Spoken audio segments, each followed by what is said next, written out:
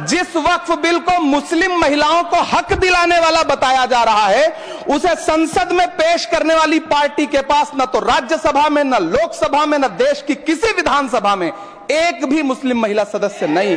गुजरात की बेटी बिल्किस के बलात्कारियों की रिहाई के बाद उन्हें माला पहनाने वाली लोगों के नेता ये कह रहे हैं कि यह बिल मुस्लिम महिलाओं को उनका हक दिलाएगा, कि जब भी इस देश की जमीन को लहू की जरूरत होगी, आपसे 2 कदम आगे इमरान खड़ा मिलेगा। यह मैं आपसे यकीन दिलाते हुए कह रहा हूं। हमारे घरों पे बुलडोजर तो मत चलाइए ना, हमारी कब्रों में तो हमें सुकून से सोने दीजिए ना।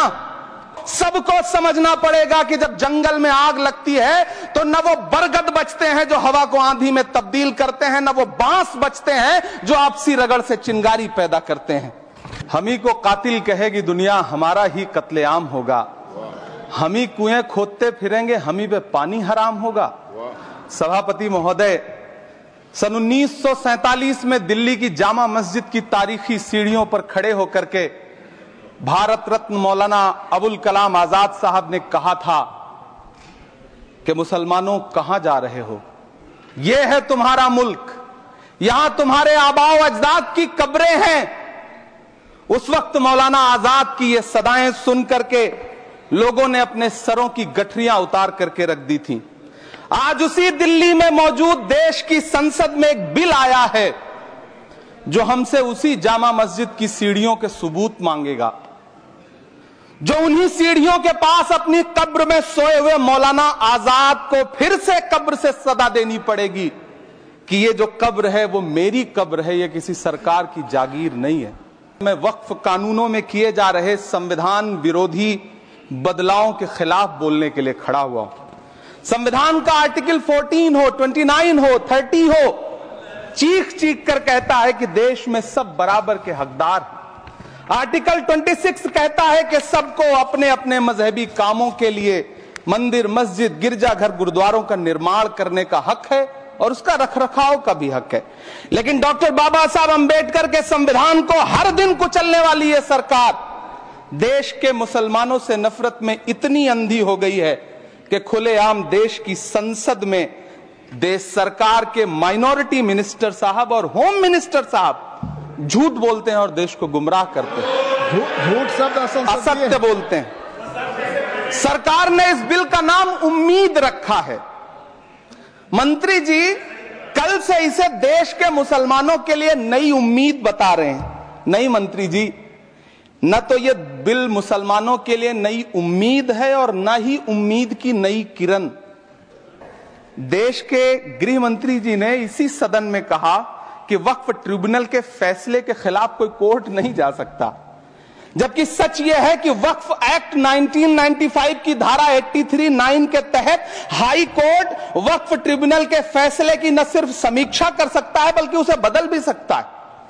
सच तो यह है कि वक्फ बोर्ड खुद अपनी जमीनों के लिए कई सारी कोर्ट में मुकदमे लड़ रहा है। जिस बिल को मुसलमानों के हुकूक की हिफाजत करने वाला बिल बताया जा रहा है, उसी को पेश करने के लिए और उस पर बात करने के लिए लोकसभा में भाजपा सरकार के पास एक भी मुस्लिम सांसद नहीं है। जिस वक्फ बिल को मुस्लिम महिलाओं को हक दिलाने वाला बताया जा रहा है, उसे संसद में पेश करने वाली पार्टी के पास न तो राज्यसभा में, न लोकसभा में, न देश की किसी विधानसभा में एक भी मुस्लिम महिला सदस्य नहीं। कल किरण रिजिजू जी कह रहे थे कि रेलवे की जमीनें देश की जमीनें हैं, डिफेंस की जमीनें देश की जमीनें हैं। हां मंत्री जी हैं, बिल्कुल हैं। ये जो वक्फ की जमीनें हैं ये हमारे पुरखों ने धार्मिक कामों के लिए डोनेट किया है, तो हम भी तो इसी देश के नागरिक हैं, हम भी तो इसी देश के बेटे हैं, तो वक्फ की जमीनें भी तो इसी देश की जमीनें हैं। उनको पराया क्यों बोलते हैं आप? अंडमान की जेल में काला पानी की सजा काटकर अपनी जान देने वाले मौलाना फजले हक खैराबादी हो या शेर खान अफरीदी हो, वो भी तो इसी जमीन के लिए अपनी जान दे रहे थे ना। सभापति महोदय, पाकिस्तान के खिलाफ लड़ते हुए अपनी जान देने वाले महावीर चक्र विजेता ब्रिगेडियर उस्मान हो या पाकिस्तान के पैटर्न टैंक उड़ाने वाला परमवीर चक्र विजेता वीर अब्दुल हमीद हो, वो भी तो इसी जमीन के लिए अपनी जान दे रहा था ना। और मंत्री जी, मैं इस सदन में अलल ऐलान ये कहता हूं कि जब भी इस देश की जमीन को लहू की जरूरत होगी, आपसे 2 कदम आगे इमरान खड़ा मिलेगा। ये मैं आपसे यकीन दिलाते हुए कह रहा हूं। सभापति महोदय, मैं सरकार से कहना चाहता हूं, हमसे हमारी इबादत गाहें तो मत छीनिए ना, हमारे घरों पे बुलडोजर तो मत चलाइए ना, हमारी कब्रों में तो हमें सुकून से सोने दीजिए ना। सभापति महोदय, माइनॉरिटी मिनिस्ट्री का बजट कट करके, मुस्लिम बच्चों की स्कॉलरशिप बंद करके अब सरकार कह रही है कि हम वक्फ की आमदनी से गरीब मुसलमानों का भला करेंगे। गुजरात की बेटी बिल्किस के बलात्कारियों की रिहाई के बाद उन्हें माला पहनाने वाली लोगों के नेता ये कह रहे हैं कि यह बिल मुस्लिम महिलाओं को उनका हक दिलाएगा।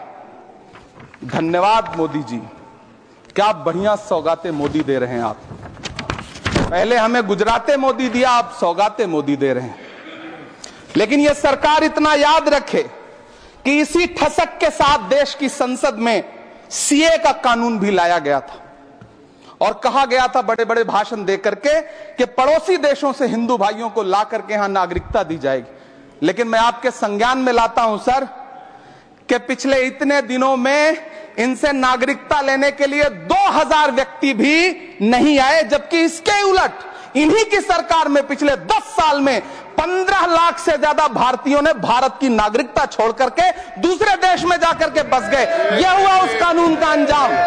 सभापति महोदय, इसी तरह की जिद के साथ किसानों के खिलाफ भी कानून लाए गए थे। जिस तरह आज वक्फ के फायदे गिनाए जा रहे हैं, उसी तरह से किसानों को भी कृषि कानूनों के फायदे गिनाए गए थे। लेकिन अंजाम क्या हुआ? 700 किसानों की शहादत लेने के बाद सरकार को अन्नदाता किसानों के सामने घुटने टेकने पड़े और कृषि कानून वापस लेने पड़े। जिल्ले इलाही, जमहूरियत जो है वो नफरत और ठसक से नहीं चलती है, अकड़ से नहीं चलती है, उसमें सबकी हिस्सेदारी जरूरी है।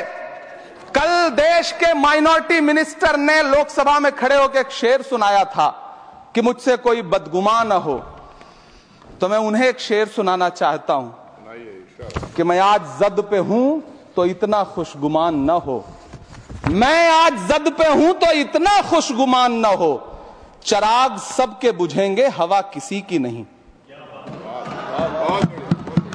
नीतीश कुमार जी हो, चंद्रबाबू नायडू जी हो, चिराग पासवान जी हो, जयंत चौधरी जी हो, देवे गौड़ा जी हो, जीतन राम मांझी जी हो, सबको समझना पड़ेगा कि जब जंगल में आग लगती है तो न वो बरगद बचते हैं जो हवा को आंधी में तब्दील करते हैं, न वो बांस बचते हैं जो आपसी रगड़ से चिंगारी पैदा करते हैं।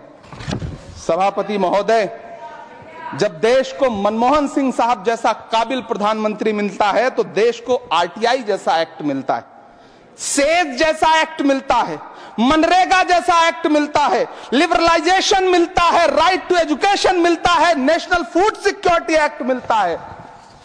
लेकिन जब देश को सौगातें मोदी मिलती है तो क्या मिलता है? सीए मिलता है, फॉर्म्स लॉ मिलता है, आर्टिकल 370 मिलता है, इलेक्टोरल बॉन्ड जैसा एक्ट मिलता है और वक्फ अमेंडमेंट एक्ट जैसे बिल देश को मिलते हैं।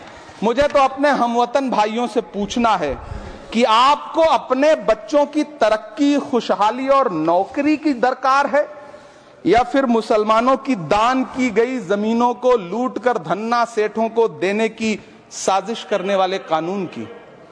सभापति महोदय, यह सरकार रात के 3 बजे तक पूरे देश को जगा करके संसद में अपने ही नागरिकों को नीचा दिखाने के लिए वक्फ बिल ला रही थी, तो उधर रात के 1:30 बजे अमेरिका हम पर 26% टैरिफ लगा रहा था।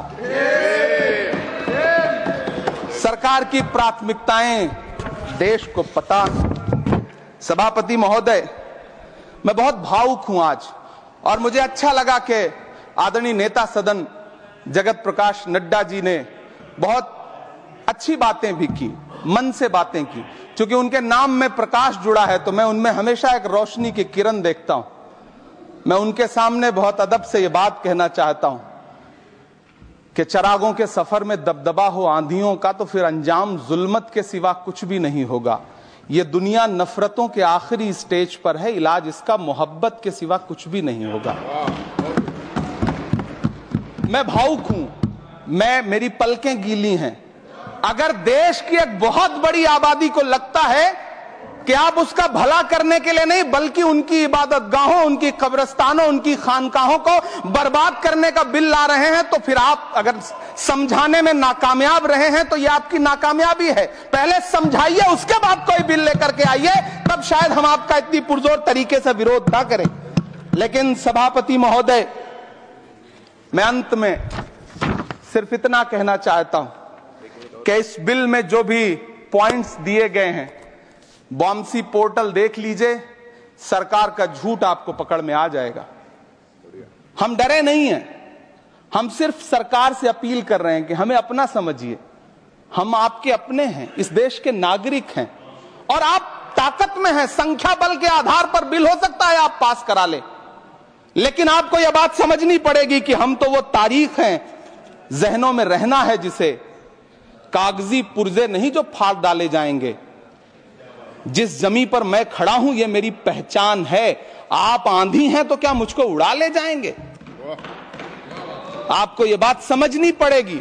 आपको अगर इतना विपक्ष की तरफ से पहले जेपीसी में इतने सारे पॉइंट्स आए और उसके बाद कल से लोकसभा में और राज्यसभा में सुझाव आप सुनने को तैयार नहीं है, लोगों की शंका को दूर करने के बारे में आप बिल्कुल सोच नहीं रहे, बस आप कह रहे हैं यह बिल उम्मीद की नई किरण है। नहीं साहब, इसे भले किरण जी लेके आए हैं, लेकिन ये उम्मीद की नहीं बल्कि नाउम्मीदी की किरण है। और इस देश की एक बहुत बड़ी आबादी इस बात से खदशे में है, शक में है कि आप सीधे उनकी जमीनों को लूट करके धन्ना सेठों को बेचना चाहते हैं। मेरी अब भी आपसे अपील है कि इस बिल को वापस लीजिए। यह बिल कहीं से आपके अपने नागरिकों के लिए अच्छा नहीं है। यह बिल सिर्फ इस देश के मुसलमानों को नीचा दिखाने का और अपने एक ऐसे मतदाता वर्ग को खुश करने का बिल है जिनको इस बिल के पास हो जाने से कुछ मिलेगा भी नहीं।